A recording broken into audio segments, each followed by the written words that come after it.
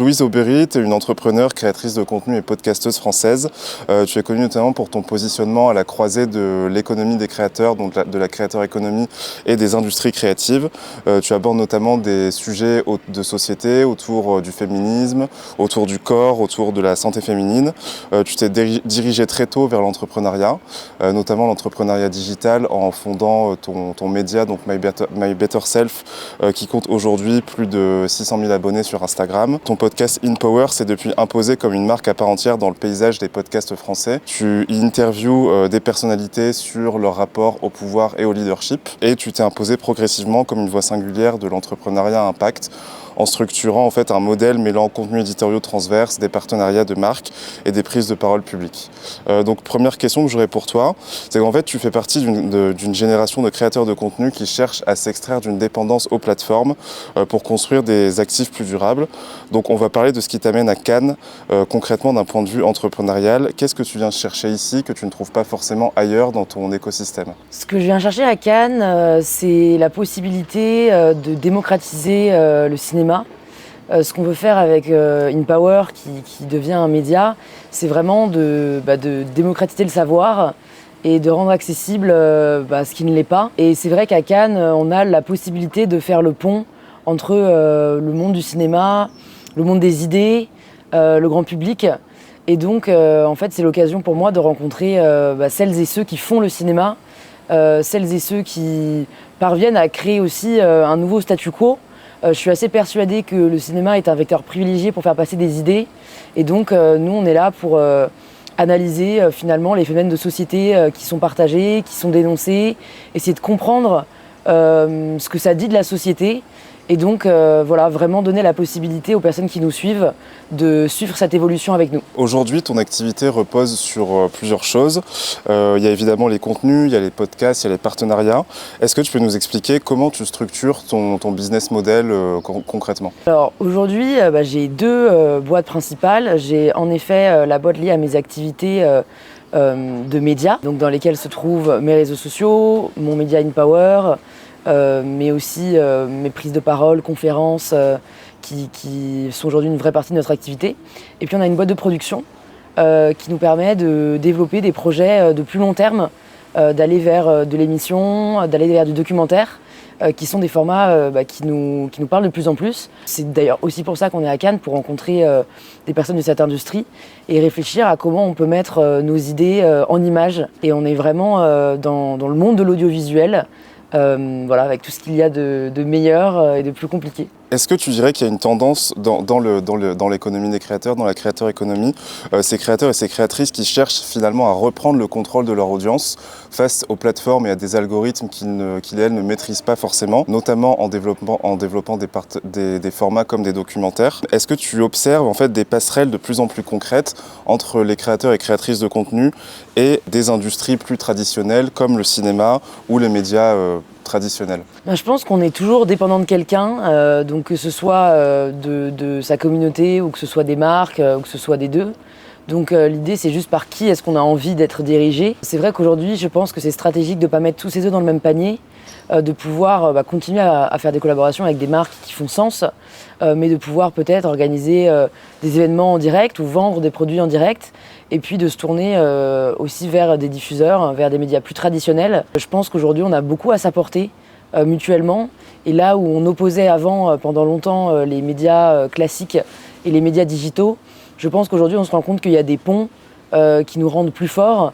Et nous, c'est ce qu'on voit aujourd'hui en développant des documentaires avec des chaînes de télé qui nous permettent de passer un message à une audience qu'on n'aurait pas pu toucher par ailleurs, et eux du même fait. Donc je pense que l'idée, c'est de capitaliser sur les forces de chacun. Par rapport à tout ça, j'imagine que concrètement, ça change la manière de créer de la valeur. T'es plus seul, c'est plus que ta personne, il y a une équipe, il y a des segments de plus en plus précis, de plus en plus dédiés. Qu'est-ce que ça change concrètement dans la manière de créer de la valeur? Ça bouleverse beaucoup de choses, de s'entourer et de créer une équipe sur qui on peut compter quand ça ne dépend plus que de nous. Je pense que quand on est créateur de contenu, on a tous commencé tout seul à essayer de faire autant qu'on pouvait le faire. Il y a forcément une limite de là où on peut aller tout seul. Et moi, le fait de m'entourer aujourd'hui, ça me permet d'avoir une vraie rédaction.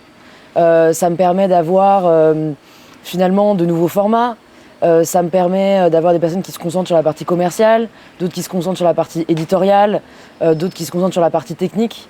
Donc ça permet finalement d'avoir des personnes bien meilleures que moi dans chacun des domaines qui nous permettent de à la fois gagner du temps, apporter plus de valeur et faire développer le média, quoi. Donc je pense que quand on a cette envie de développement, que j'avais pas forcément les premières années quand j'ai lancé InPower, où finalement mon ambition c'était simplement de partager des interviews et des échanges inspirants pour les personnes qui nous écoutent. Là, il y a cette volonté vraiment d'en faire un média de société, et notamment de redéfinir un peu ce qu'est un média féminin aujourd'hui, de montrer qu'on peut apporter de la profondeur, de la valeur ajoutée. On a fait appel à des personnes qui sont vraiment compétentes, qui partagent la même vision, les mêmes valeurs, et qui nous permettent tout simplement d'aller et plus vite et plus loin. Et est-ce que tu penses que c'est à partir du moment où tu as décidé de t'entourer que tu as eu le sentiment de passer donc d'un métier de créatrice de contenu ou d'influenceuse à vraiment une structure, un média, une marque ou une entreprise à part entière? Est-ce que c'est ça qui a fait la bascule entre les deux? Je pense en effet que même si on se sent entrepreneur quand on est à son compte, le fait d'avoir des salaires à payer à la fin du mois, ça change quand même la donne. Il y a une responsabilité qui est différente, il y a des enjeux qui sont différents. Donc c'est vrai que d'arriver aujourd'hui au bureau, de voir l'équipe, de aussi écouter d'autres avis que le mien, de ne plus prendre des décisions seul, je pense que c'est ça l'entreprise, c'est de savoir développer ensemble. Et personnellement, ça m'a fait beaucoup de bien, de pouvoir avoir une vision qui va au-delà de la mienne et d'avoir des avis qui nourrissent, d'avoir des échanges, parfois en contradiction, parfois en approbation, mais qui nous permettent de servir en fait le mieux possible les personnes qui nous écoutent, qui nous lisent et qui nous regardent. Ouais, de savoir déléguer, de savoir manager et toutes ces choses propres aux dirigeants.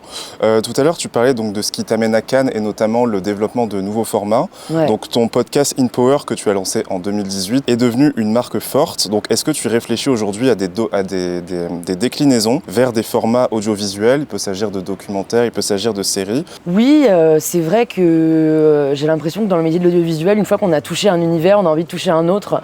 Donc nous, on est un peu dans ce jeu-là de « Ok, c'est bon, on a fait une émission, maintenant, est-ce qu'on peut aller vers du format documentaire? Est-ce qu'on peut même aller vers de la fiction, potentiellement ?» Je pense qu'on est animé par cette envie de découverte qui reste toujours alignée avec la volonté de partager nos messages, la volonté de faire bouger les lignes et d'avoir un impact. Donc pour nous, finalement, j'ai envie de dire, explorer les différents moyens, tant que ça mène à la même fin, je trouve que c'est hyper enrichissant, hyper instructif, et puis ça nous permet de proposer aussi à l'audience de nouveaux formats, de permettre de se démarquer. Il y a aussi un enjeu concurrentiel aujourd'hui qui est conséquent, notamment dans le monde du podcast. Donc c'est comment est-ce qu'on peut exister de manière différente pour continuer à proposer de la valeur et continuer à toucher de plus en plus de monde. Ouais. Et finalement, aujourd'hui, ça t'impose, en tant que créatrice de contenu, de réfléchir en fait comme une productrice. Tout à fait. Est-ce que du coup tu te reconnais aussi dans ce métier de productrice qui demande des expertises quand même particulières, mais en fait c'est quelque chose que tu apprends en autodidacte, c'est quelque chose que tu viens aussi chercher à Cannes, d'apprendre en fait le métier de productrice, un autre métier? En effet, c'est marrant parce que tout comme en commençant en étant créateur de contenu, on oublie de toucher à différents corps de métier. On est à la fois monteur, auteur, acteur. On est obligé de jouer un peu tous ces rôles-là et puis au final après on se spécialise dans ce qu'on préfère. Dans la boîte de production, c'est vrai qu'aujourd'hui je peux toucher à l'écriture, je peux toucher un peu à la réalisation, je peux toucher à la production. Et l'idée c'est là aussi d'être entouré, de s'entourer des personnes qui sont particulièrement compétentes dans certains domaines. Donc j'ai notamment une associée, Joëlle Travers, pour la boîte de production, qui se concentre sur la partie financement. Et comme ça, moi, je peux me concentrer sur la partie créative. Ouais. Donc je pense que c'est important d'avoir quand même en tête, même si on touche à tout, qu'on ne peut pas tout faire. Et de garder finalement un peu ce que j'appelle sa zone de génie. Donc qui est la zone où on s'accomplit le mieux. Et je trouve que c'est hyper important de l'identifier tôt pour ne pas se perdre dans l'illusion qu'on peut tout faire et qu'on peut tout maîtriser. Même si parfois c'est tentant et parfois ça part d'une bonne intention, ça part de la curiosité. Mais je pense que il faut savoir se concentrer sur ce qui nous apporte le plus d'épanouissement. Ouais. Et est-ce que tu penses que ça, le fait donc de se concentrer, comme tu dis, sur sa zone de génie, tout en s'entourant pour apprendre d'autres métiers et continuer à travailler avec ces différentes casquettes, est-ce que tu dirais que ça, c'est quand même un pas vers l'inconnu, le monde du cinéma, la réalisation de fiction, de documentaires. Est-ce que pour toi c'est ça, faire preuve de culot, c'est savoir en fait aller vers des formats qu'on ne connaît pas pour poursuivre en fait ce qu'on a lancé avec la création d'un podcast comme toi tu l'as fait? Je pense qu'en effet, totalement, le fait d'aller vers de la nouveauté, c'est faire preuve de culot. En fait, pour moi, le culot, c'est faire tomber les barrières, qu'elles soient internes, qu'elles soient externes.